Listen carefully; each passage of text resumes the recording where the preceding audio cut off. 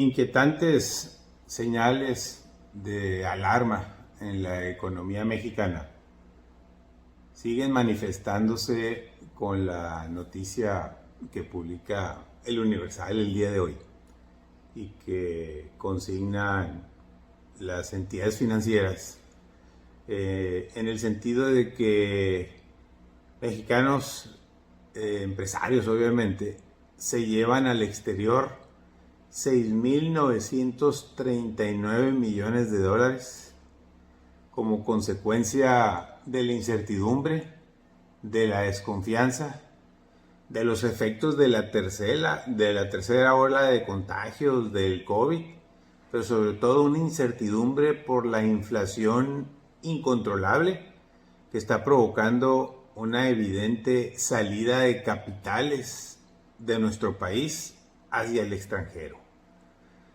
Las argumentaciones podrán ser múltiples, podrán ser de todo tipo y del punto de vista que usted quiera. Sin embargo, la inversión extranjera directa, a pesar de que tuvo un dejo de confianza el año pasado, este año ha demostrado lo contrario.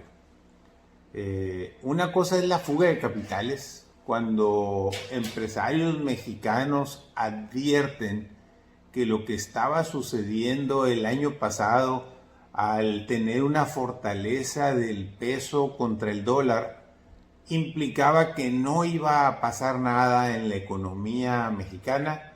Incluso hubo repatriación de capitales. Se reportan 64 millones de dólares que estuvieron regresando al país y casi 380 a finales del año pasado. Pero estos números, ya hablar de casi 7,000 millones de dólares que salen en lo que va de este año al extranjero, prende los focos rojos, más rojos que los semáforos del COVID, de lo que está sucediendo con la desconfianza. Recordemos que las inversiones, así como la bolsa de valores, así como todo lo que es especulativo, tiene que ver con confío en ti o no confío en ti. Entonces el hecho que se esté dando este fenómeno, pues tiene mucho que ver con lo que están viendo los empresarios en los costos reales de los materiales o de los insumos que utilizan en sus distintas empresas.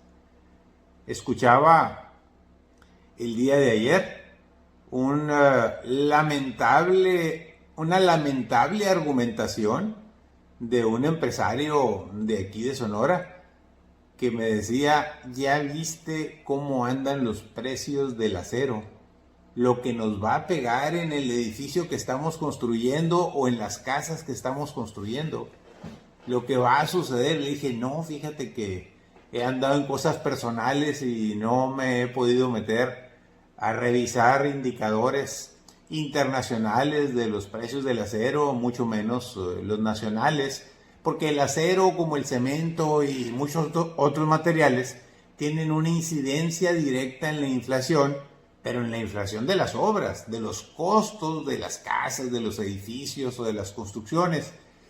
Entonces me disculpé pues diciendo que tenía pues unos días difíciles y que no había podido revisar los indicadores. Y resulta pues cuando los va uno viendo te vas para atrás. No va a haber economía que aguante, ni inflación, a lo menos la que tenemos hoy por hoy registrada, que aguante. Esto está mucho más delicado de lo que me imaginé, a lo menos en ese ramo, por ejemplo, de la construcción o todos los que usan acero. Y no se diga lo que he venido reiterando, de vea usted el costo de los suministros de sus alimentos, los que usted compra para su hogar, para su casa, para su negocio, para su restaurante, ya no es la misma. Lo menos es 30, 40 o hasta 50% más caro que lo que le costaban a usted el año pasado. Eso en materia de supermercados. Y váyase a las cuentas de los restaurantes. Lo hice recientemente, sobre todo en estos días. Y que voy viendo, ya no es posible comer 2 personas en un restaurante de los mejores que puede haber aquí en Hermosillo por menos de 1,000 pesos. Es prácticamente imposible. Entonces estamos hablando de escenarios de inflación de una manera descontrolada, pero que en las cifras oficiales y en el contexto nacional pues se manejan de otra manera porque pues siempre se han manejado igual. Y lo hemos dicho una y otra vez. El hecho de la canasta básica, que es prácticamente inexistente, el control de precios, que es muy limitado, el salario mínimo, pues que es una burla porque pues casi es efímero, puedo decir que no existe en las principales empresas de la entidad o del país, porque todo el mundo gana más que el salario mínimo y eso es correcto. Sin embargo, pues se sigue ahí como simbólico.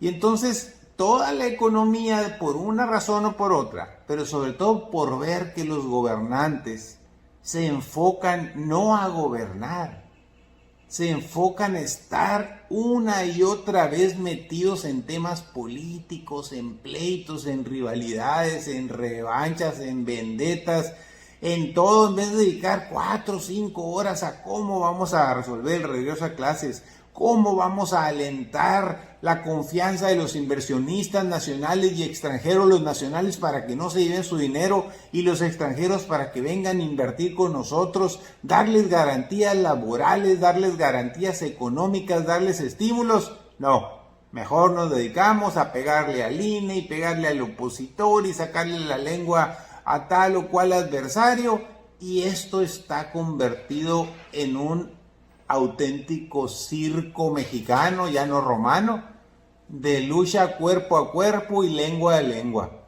Muy lamentable. Y todo eso ahuyenta hasta el más valiente, hasta el más mexicano, hasta el que le tiene confianza a su país, ama a su bandera, ama a su himno, ama a sus héroes patrios, pero no ama la desconfianza, no ama la incertidumbre y no ama las ocurrencias.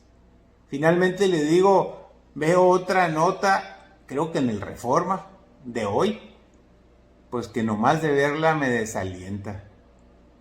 La refinería Dos Bocas, la que se está construyendo en Veracruz, en vez de comprar medicamentos y vacunas, va a tener un sobrecosto superior al 151% de lo que originalmente estaba proyectado. Y todavía viene otra notita donde dice, y el Tren Maya, 72% más caro de lo que estaba proyectado. Pues cómo no, si le estoy dando a usted el argumento de lo del acero.